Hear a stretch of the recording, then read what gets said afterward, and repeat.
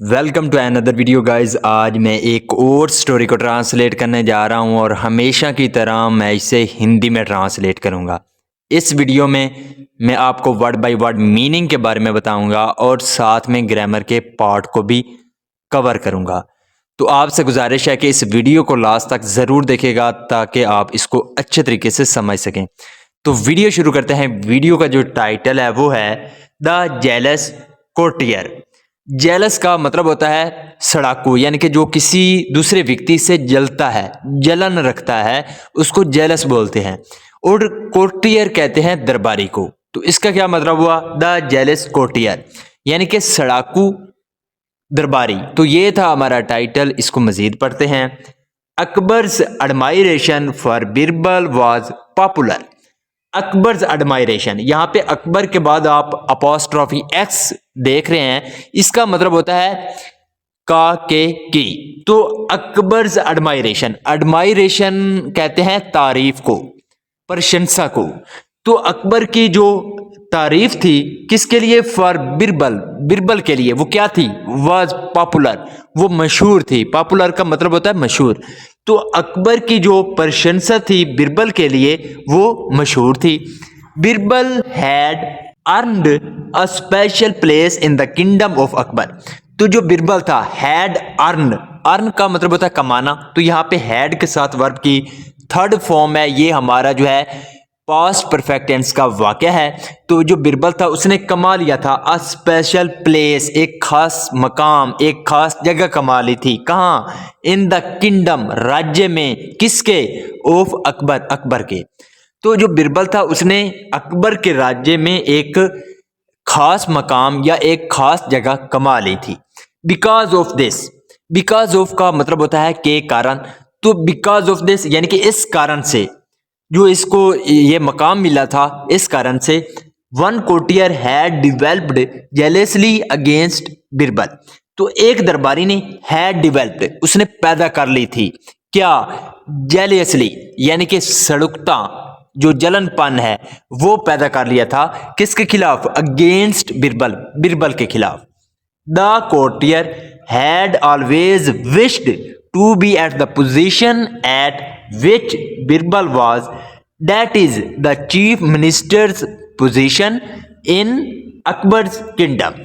The courtier जो दरबारी था, had always wished, wish का मतलब होता है इच्छा होना। तो यहाँ पे थर्ड फॉर्म है और यहाँ पे हमारा हैड है। तो जब हैड के साथ वर्ब की थर्ड फॉर्म लगती है तो वो हमारा पास्ट परफेक्ट टेंस का वाक्य कहलाता है। तो जो दरबारी था उसकी हमेशा से इच्छा थी क्या करने की? टू बी, होने की। कहाँ? एट द पोजीशन, यानी कि पोजीशन पर, जगह पर होने की। एट विच, जिस पर बिरबल वाज, जिस पर बिरबल था। यानी कि जो दरबारी था उसकी हमेशा से इच्छा थी कि जिस मकाम पर, जिस पोजीशन पर बिरबल है वो उस जगह पर हो। That is the chief minister position. वो क्या थी? चीफ मिनिस्टर की पोजीशन थी। कहाँ पे? इन अकबर्स किंगडम, अकबर के राज्य में। बट लेकिन his presence had made the courtiers wish only a dream. लेकिन उसकी जो मौजूदगी थी, प्रेजेंस, मौजूदगी थी, हैड मेड, उसने बना दिया था। यहाँ पे भी हमारा जो है पास्ट परफेक्ट टेंस का वाक्य है क्योंकि हैड के साथ वर्ब की थर्ड फॉर्म है। तो उसने बना दिया था किसको? द कोर्टियर्स विश, जो दरबारी की इच्छा थी उसको, ओनली अ ड्रीम यानी कि उसको एक सुपना बना दिया था। And this angered him a lot, और इसने, इस बात ने क्या किया? एंगर्ड, गुस्सा दिला दिया, हिम, उसको, अ लॉट, बहुत ज्यादा। तो इस बात ने उस दरबारी को बहुत ज्यादा गुस्से कर दिया। वन डे, एक दिन, इन द कोर्ट, दरबार में, Akbar was all praises for Birbal and the courtier did not like it at all. Akbar was all praises for Birbal. तो अकबर की जो तारीफें थी वो किसके लिए थी? बिरबल के लिए थी। एंड द कोर्टियर, और जो दरबारी था, डिड नॉट लाइक इट, उसको ये पसंद नहीं आया, यानी कि ये बात पसंद नहीं आई एट ऑल, बिल्कुल भी नहीं।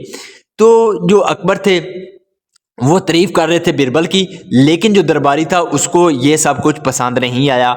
यहाँ पे डिड नॉट के साथ वर्ब की फर्स्ट फॉर्म है, ये हमारा पास्ट इंडेफिनेट का नेगेटिव वाक्य है। दिस मेड हिम फ्यूरियस, तो इस बात ने क्या किया, मेड हिम, उसको बना दिया, फ्यूरियस, आग बगोले, या बहुत ज्यादा गुस्से कर दिया। सो इसलिए ही डिसाइडेड, उसने फैसला किया या निर्णय लिया। डिसाइड का मतलब होता है निर्णय लेना, तो यहाँ पे सेकंड फॉर्म है, ये हमारा पास्ट इंडेफिनेट का अफर्मेटिव वाक्य है।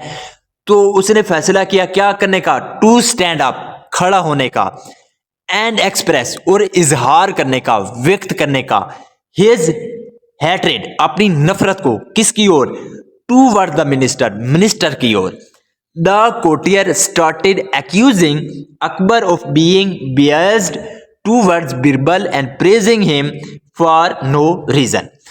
द कोर्टियर जो दरबारी था, स्टार्टेड एक्यूजिंग, अक्यूज का मतलब होता है किसी पे आरोप लगाना, तो उसने आरोप लगाना शुरू कर दिया, किस पर, अकबर पर, क्या होने का, ऑफ बीइंग बियाज, बियाज का मतलब होता है किसी की तरफदारी करना, तो तरफदारी करने पर किसकी, टूवर्ड्स बिरबल की ओर। तो जो दरबारी था उसने अकबर पर यह इल्जाम लगाया कि वो तरफदारी कर रहे हैं बिरबल की, एंड प्रेजिंग हिम, और उसकी प्रशंसा कर रहे हैं, उसकी तारीफ कर रहे हैं, फॉर नो रीजन, बिना किसी कारण के। Then he put up a challenge in front of Birbal, then फिर ही पुट अप, उसने रखा, अ चैलेंज, एक चुनौती रखी, इन front of Birbal, in front of का मतलब होता है के सामने, तो किसके सामने, बिरबल के।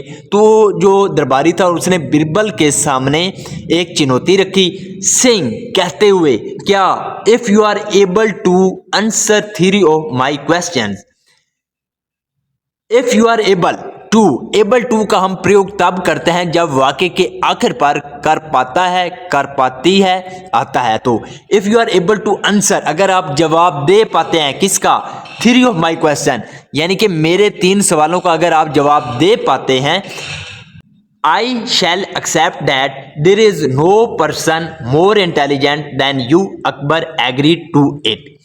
आई शैल एक्सेप्ट, मैं कबूल करूंगा, दैट के, there is no person more intelligent than you, के तुमसे बेहतर बुद्धिमान व्यक्ति कोई भी नहीं है, ऐसा मैं कबूल कर लूंगा अगर आप मेरे 3 सवालों के जवाब देते हो।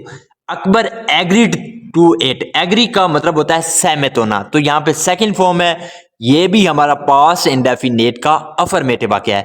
गाइज आपने देखा कि मोस्टली जो है स्टोरीज में पास्ट इंडेफिनेट का प्रयोग किया जाता है, तो अगर आपकी कमांड है पास्ट इंडेफिनेट पर, तो आपको ये जो स्टोरीज होती हैं इनको समझना आपके लिए आसान हो सकता है, तो आपको इस पर कमांड पानी चाहिए। तो इसका क्या मतलब हुआ कि अकबर एग्री टू इट, जो अकबर थे वो इस बात पर सहमत हो गए। The courtier came ahead and stood up in front of Akbar and Birbal and put 3 questions to the emperor's favourite minister. The courtier जो दरबारी था, केम अहेड, कम अहेड का मतलब होता है आगे बढ़ना, तो यहाँ पे सेकंड फॉर्म है, ये भी हमारा पास्ट इंडेफिनेट का अफर्मेटिव वाक्य है।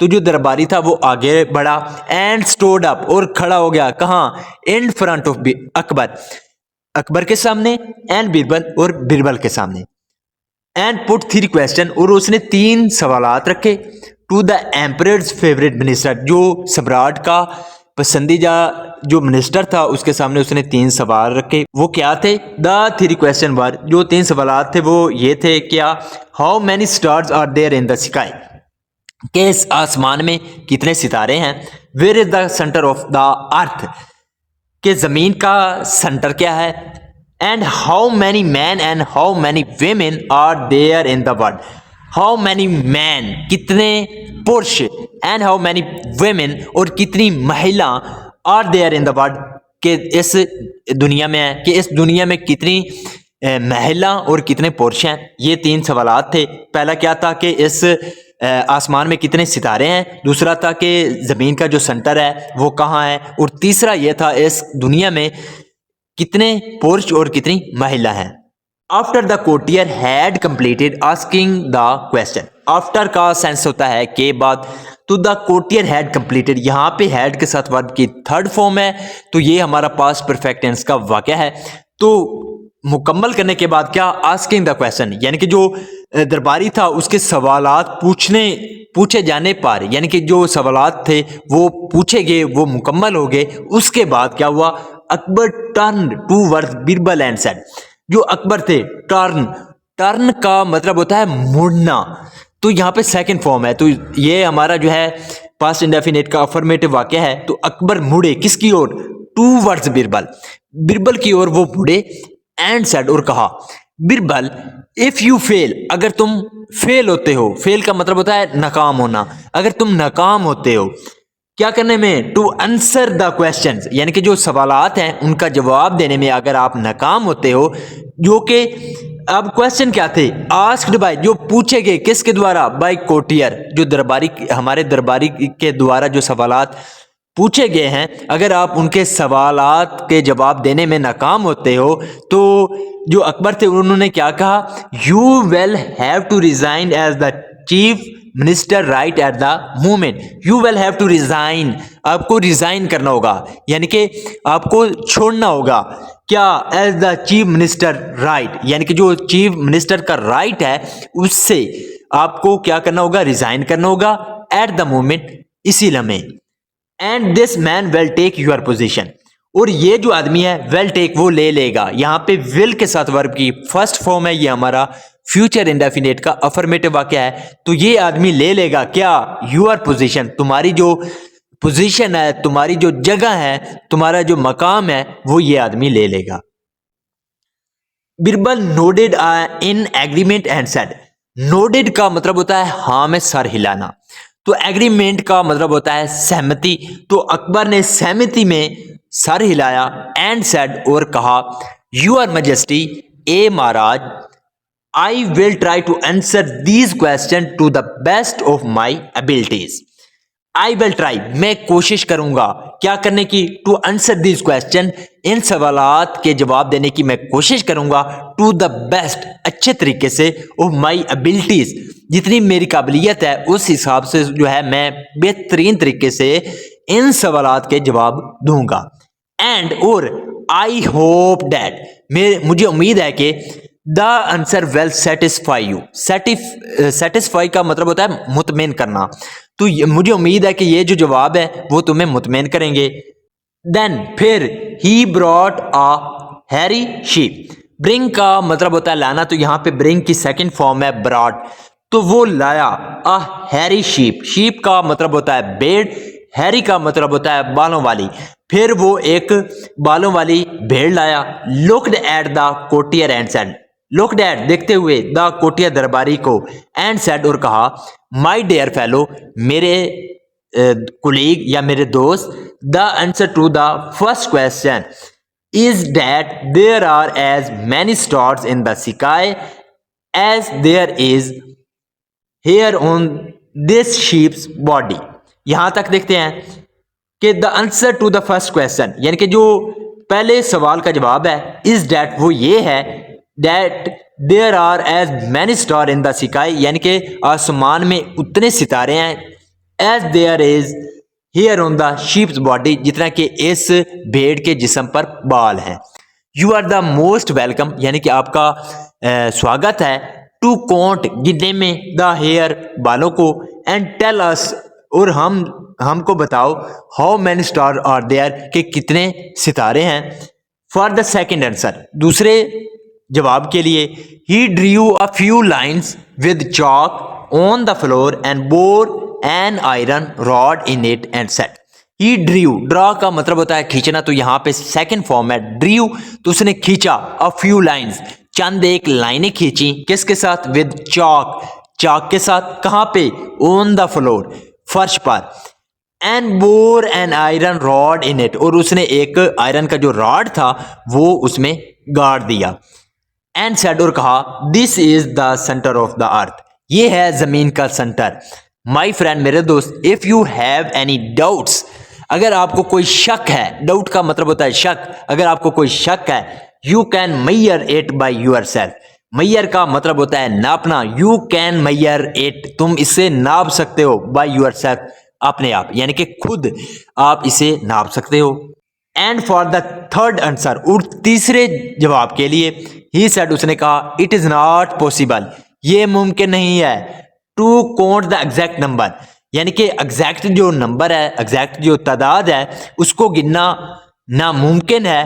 किसकी? ऑफ मैन, पुरुष की, एंड वुमेन, और महिलाओं की। As there are different species too, जैसा कि मुख्तलिफ जो स्पीसीज हैं वो हैं which are neither men nor women, जो कि ना तो पुरुष हैं और ना ही क्या है, महिला हैं। तो इसका क्या मतलब हुआ कि तीसरे जवाब के लिए उसने कहा कि ये मुमकिन नहीं है कि पुरुष और जो वेमेन हैं और महिला हैं उनकी तादाद को गिनना मुमकिन नहीं है, जैसा कि मुख्तलिफ जो स्पीसीज हैं जो कि ना तो क्या है वेमेन है यानी कि महिला हैं और ना ही पुरुष हैं। सो फर्स्ट, तो पहले such species will have to be killed, यानी कि इस तरह की जो स्पीसीज हैं will have to be killed, उनको मारना होगा। Then only the number can be counted, तभी ही जो नंबर हैं वो क्या हो सकते हैं, कैन बी काउंटेड, उनको गिना जा सकता है। So this is the video guys. अगर आपको ये वीडियो अच्छी लगी हो तो इस वीडियो को लाइक कर दें, चैनल को सब्सक्राइब कर दें ताकि इसी तरह की आने वाली वीडियो आप तक पहुंचती रहे। Have a nice day, good bye.